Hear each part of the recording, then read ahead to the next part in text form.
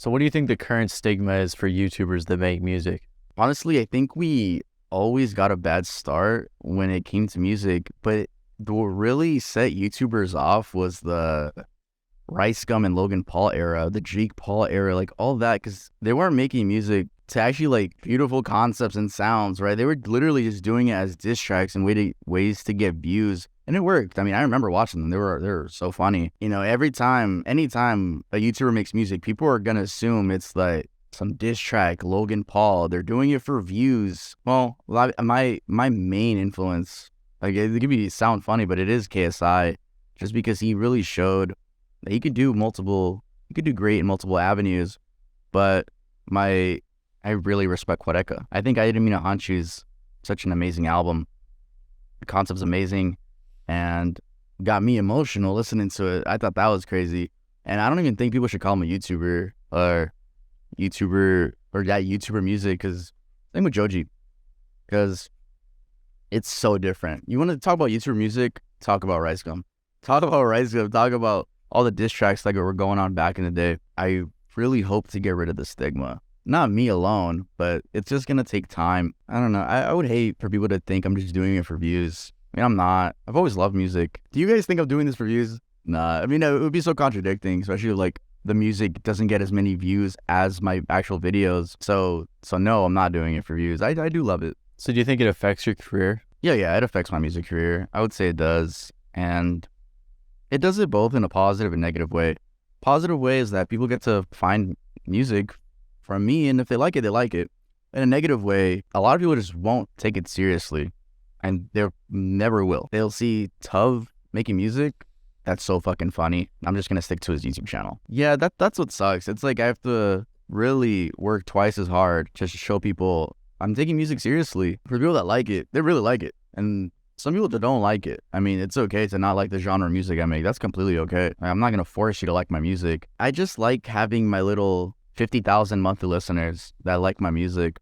And I know it's funny comparing it to like the 1.5 million, but you're not. I think it would be so stupid to try to get my 1.5 million subscribers to listen to me. It's impossible. You can't do it. I mean, like you said with Quadeca, it took him like at least 30 years for people to treat him like an actual artist, I feel like. Yeah, especially with him doing the styles of rap.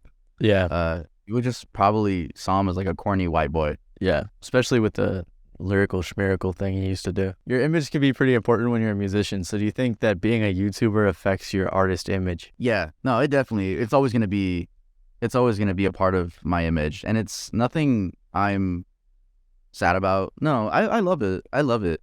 I mean, my YouTube means everything to me. I'm both a YouTuber and an artist. It does affect it. Like I said, there could be positives and negatives. It does always annoy me a little bit because some people just won't give it a chance at all. YouTuber, no, won't even listen to it, or they'll like be super judgmental about it just because it's like YouTuber. It's not real music, and that's always going to be disheartening. But it's something you just got to go through. But at the end of the day, I'm in my room making my YouTube videos and making my music. I'm having fun. I think that's what matters. I like it. Yeah, well, not that much. I mean, I'm friends with a lot of artists already. They like me. They like the music. It does affect it, I guess, but not anything crazy bad. Like, I won't get a collab with an artist because they're like, whoa, you have a morbid YouTube channel? No. I think it's just fun and interesting and new. Yeah. And new. So when you first started making music, were you hesitant or scared to drop it as a YouTuber? Yeah, for sure. I mean, I've made music. Fun fact, my first song was in 2000. Let me think. Here's some lore. Exclusive on the Matty Balls channel. So basically, I used to have this character named Elfie, and I released a mixtape. My first song ever was a stupid ass rap song. It was called Bread the Song, and it was on SoundCloud. I dropped it in 2016, which is my year that I left 8th grade and I entered high school. I dropped it like at the end of 8th grade because I was like, if I drop it like right on the last day, no one can really like say anything, hear any negativity. So that's what I did. It was so bad. It was like mixed on Sony Vegas. I didn't mix it. I just put the layer. When I was it was like a little joke song called Bread the Song. But when I've always wanted to make music since I was a kid. Of course, that was the main goal. But in 2018, when I was 16 and it was my sophomore year of high school, I decided to make up a character. I really looked up to Joji and how he had Filthy Frank, and he would make Pink Guy his character, and he would drop rap songs. And it was a really cool defense mechanism, as in like, oh, that's my character, and he raps like about weird topics. Yeah. You know, he was actually trying those raps. They were good. They were good. And so I wanted to do the same thing. So I made up a character called Elfie, and it was literally just me with an elf hat that I bought during Christmas time at some like 99-cent store. And I dropped the whole mixtape called Poor Quality. Yeah, I had this little character called Elfie. Nothing came of it. It was just like I did release it publicly. It was on SoundCloud, but I didn't have internet clout back then. It was just for me and my friends, funny shit. And that same year, I was on my deluxe shit. I dropped the deluxe. No, it wasn't actually deluxe. It was just the second mixtape. And this one was called Naughty and Nice. And again, nothing came of it. There's actually one song that's public. It's called Elfie's Christmas Carol 2. It's on my channel. It's actually public. I didn't have a YouTube audience back then, so it was always just funny. Me and my friends, ha ha ha. And then eventually I did start getting a little bit of buzz on my YouTube channel. And that's when I dropped a song called Pop Off. And that song I actually like it. I actually fucking like that song. It was a Jack Harlow, What's Poppin' type beat. And I had like 10K subs. And that was my first taste of like, you're a YouTuber, stop it. And I got the most horrible first impression because I used to be part of a meme page community, and they like botted the video. I had left horrible hate comments that of course got to me, especially like I was so happy with my product. Oh yeah, so that was my first taste of like, you're a YouTuber, stick to it. And it was like such a bad first taste because of like how toxic the meme page community on Instagram was. I don't even think they exist anymore. I get some of them that message me and they're all fake because I know they didn't like me. And they're like, yo, congrats bro, proud of where you came from. Some of them are still my friends, and I know some of them are genuine, but for the most part, they just didn't like me. I just didn't drop a song I just kept doing my YouTube shit. And that's when like the channel started blowing up. It was 2021 to 2022. I started getting do my more videos started blowing up, and I always wanted to make music. So coincidentally found the genre of hyperpop and are listening to Glaive, Eric DOA. So I was like, these guys are my age. Like, I really like this music. I had to learn how to mix though. Eventually found out. Shout out Gunner. I was so nervous to drop my first ever song, Cherry Soda. And it took like 4 months to make. It's so funny because it's such a short song. It took 4 months to make. And the reception was pretty good. It's to this day my most streamed song. People liked it a lot. That is actually one of my favorites, probably. Nice. Yeah, thank you. Of course, there's a lot of hate, but the love outdid it, and I didn't really pay attention to the hate. I was so I finally have a song out. Finally, yeah, I was super scared to drop the first single. I'm always scared to drop music. It's going downhill now. Yeah, because now I know I have the music fan base, but I definitely was scared to drop Cherry Soda, and then I dropped the Spanish song, which I low-key do regret. I do regret dropping the Spanish song called Corazon because I think that's what also caused people to not take me seriously because it was a joke song. Yeah. And shouldn't have done that. Like, I look back and I'm like, I shouldn't have done that. I did do it, though, for a 1 million special, but I don't think anyone even knows that. Like, yeah. Yeah. But I do regret that. So then after that, I dropped the Overdose, which again, it got pretty good reception. And then I think people were just mad that I talked about drugs, but it's like, because people think like I was talking about drugs just because I wanted to be cool, and I always hate that. Why would the fuck would I talk about drugs to be cool? Yeah. But no, I mean, the storyline is about artists that are like Juice and Peep that do drugs or did drugs and were being handed them by their labels. Yeah. Like, it's really cool, but really cool concept. But with Ear Candy, which is my first album, I guess it is my debut album.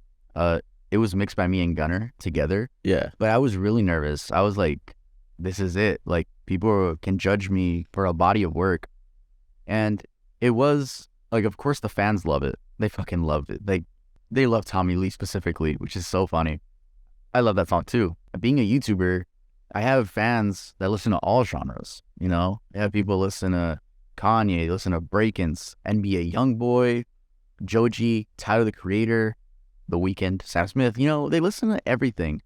So when they all come together to see what I just dropped, and they see that it's more hyper pop, synth pop, alternative sounds, they don't take it seriously, and it's saddening, especially like seeing how harsh people judge the album, disregarding that it's my first body of work. Like, that is crazy to me. But specifically, like the album review website, I forget what it's called, but there's an album review website. There's two.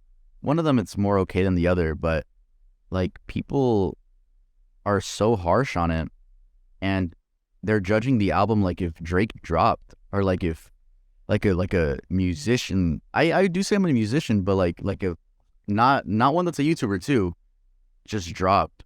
And I see it, I don't know, it's a little bit saddening, and I don't know why the acknowledgement of that this is my first project isn't in a lot of people's reviews. They're like, yeah, the lyrics are fucking garbage. Dude needs to stick to YouTube. Yeah, it's sad, especially if I worked so hard on it. Though the criticism is, I'll take it, you know? Yeah. With a new song, I think by the time this video comes out, a new song called Run came out, hopefully. And I really tried to paint a beautiful picture about anxiety and not being able to escape it. And then the monsters are always going to be in your brain. But the only reason I thought of that, or am doing better with my lyrics, is because of the criticism. Though they're harsh, and it just sucks. Yeah, I don't look at that website anymore. Yeah. And like they even put the Lost Files EP. Like the Lost Files, keep in mind, it's just throwaways that I didn't want to release them, but I just did it for the fans, and they put that on the album review website and just tore it apart. It's just sad. And I don't know. Of course, I'll keep getting better. I'm very grateful I have the fan base, the music fan base, the 50,000 monthly listeners, the people in my Discord that like it. That's I think that's really my answer. Y'all watching this, I'm gonna release a song called Cold, and it's gonna be featuring.